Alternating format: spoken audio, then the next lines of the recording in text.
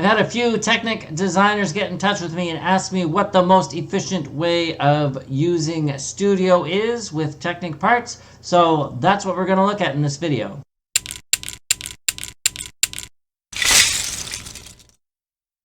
As anyone who has used Technic parts knows, it's a little bit of a different building technique than when using standard bricks. So just like in real brick form, there's a few different things you can do in Studio to make building with Technic easier. First, let's go through and show you where the Technic parts can all be found in Studio.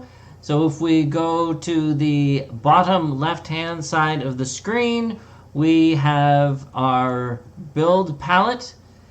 And if you go to shapes, you can find Technic brick and Technic lift arms, Technic linkers, Technic functional, and Technic finishing. You can also find motors, etc. under the electric category. What you may not know is that some parts are actually hidden because they don't have a color value attributed to them. For instance, if you wanted to look for the EV3 motors, you're not going to find them in light gray or dark gray. Rather, what you're going to have to do is search for them in the search bar. So what you want to do there is click on the color palette first of all, and you want to click off Hide unavailable colors. After you've done that, you can type in motors or EV3 and it will bring up the motors and the sensors for EV3. This is something I would suggest doing whenever you're looking for a specific Technic part, because there is such a wide variety. If you know the names of them and you can just look up the part, it will probably be much faster for you, especially when you're only grabbing like one part at a time. Before I continue, a quick reminder about the Studio LEGO Designers Facebook group. This group continues to grow and there's a lot of great contributions happening from all the members. It is a fantastic, positive group to join and get your questions answered or offer advice or show off your works that you've created in Studio.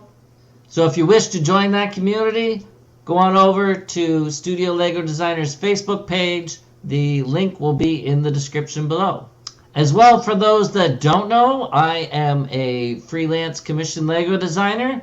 So if you have a project you wish to see brought into reality in brick form, then please get in touch with me.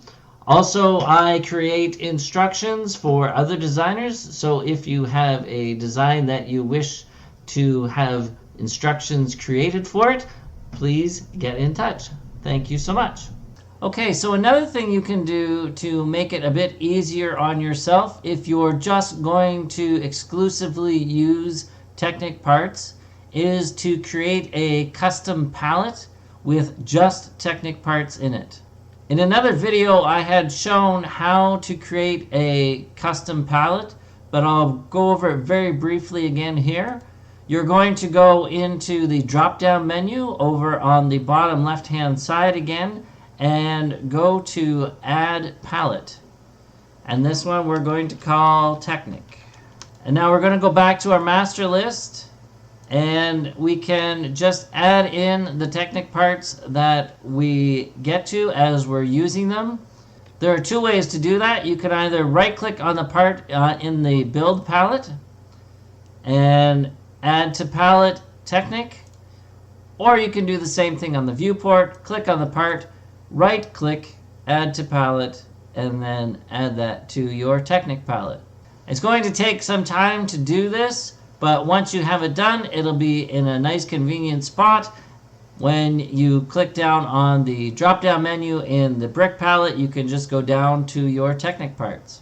One of the things you're going to find very, very handy when you are using Technic parts is the Connect tool. It is going to help you easily line up all your pins and axles in your Technic parts. I covered this before in the Connect tool video. I'll put a little link up for that, but I will briefly go over this again. If we click on our pin, we clicked the Connect tool, you can see that along the cylinder we have all these little cylinders, which are our spacings that we can connect into the pin receiver. We also have a block there that we can use to connect into regular system bricks. So we will click near the center part of our pin, and if we go over to the receiver, we have the same thing. We have a series of cylinders. If we click on the outermost cylinder, then our pin will automatically connect where we want it.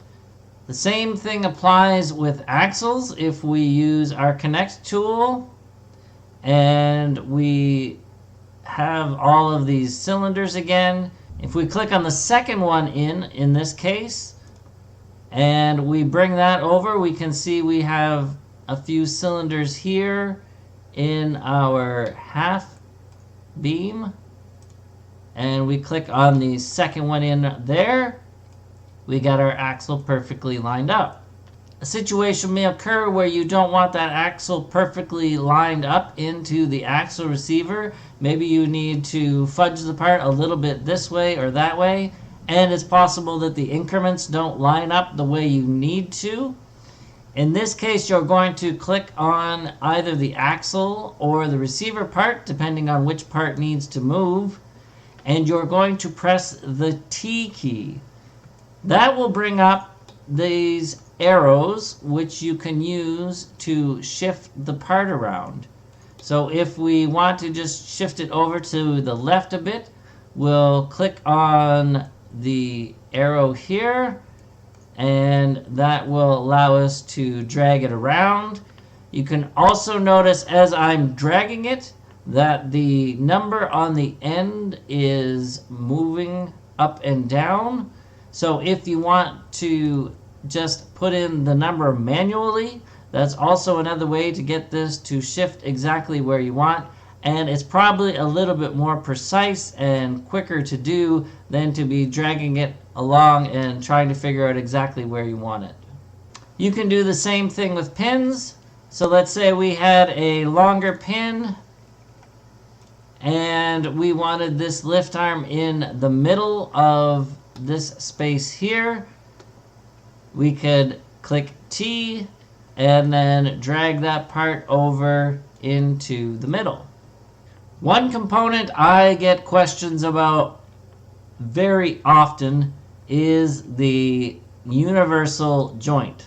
If you just click the part and bring it onto the viewport, it comes as one single piece, and there's no way to change what is happening in that piece.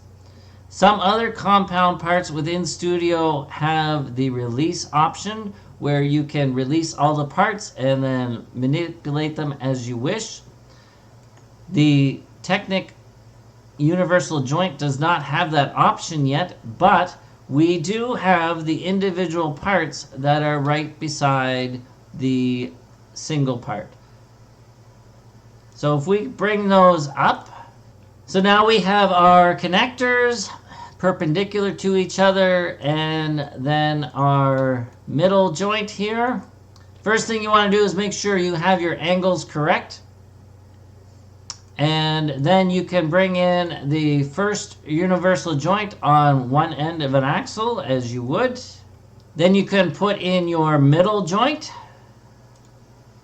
and at this point is where you're going to change the angle of that middle joint to be what you want it to be.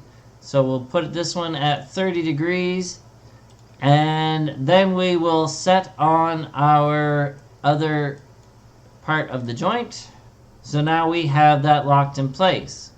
You'll notice if I try to hinge this now, the hinge is going to only go left or right. It isn't going to be going up and down anymore. So this is the reason why you have to first angle your center connection before you put on your other joint. Alternatively, you can angle this connection, and if you hinge that, then you're going to get that end going up and down. And it will not be able to go side to side, in which case then you need to again remove this, then set your angle on your middle connector, and then put your other joint back on. In this case it's going to be a little tricky because Studio doesn't really handle angles that well, so you're going to want to use your shift key and just try to sort of get the angle where you want it to begin with, and then Studio will auto detect it and click it into place. So while these parts are a little fiddly, they do work really well in Studio. Next we'll take a look at gears. So let's grab a couple of gears out, and you can see immediately that these teeth are going to be colliding with each other. So if you go to try to hinge that gear, you're going to see that the whole assembly wants to hinge. So what you have to do in this case is hinge the pin instead of the gear.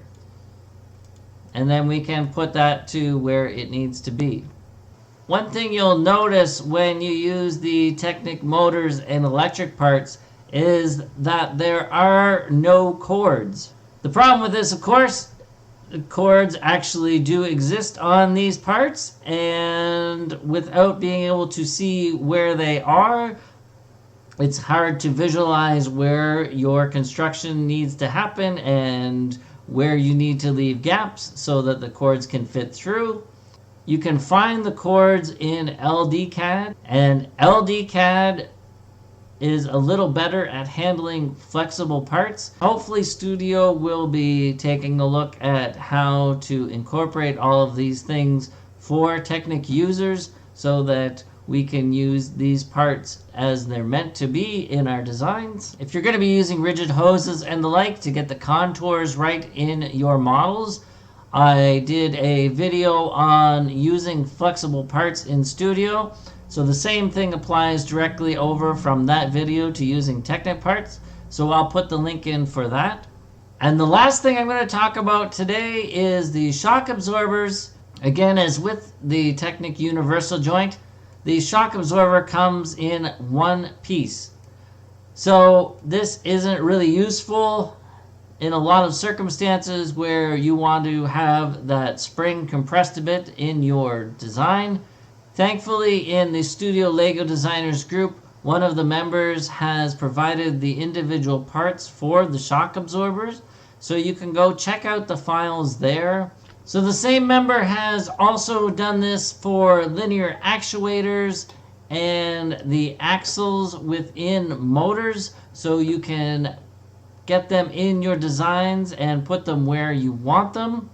Thank you so much, Fido, for doing that. In the next video, I'm going to be looking at using light-emitting materials in Studio. This is something that is really fantastic to get those lighted bricks and making your designs pop like that. So if you're keen, like me, on adding light-emitting materials into your designs, then definitely come back and check that out. Thanks so much for watching. Have a fantastic day. Keep dreaming in bricks. Bye-bye.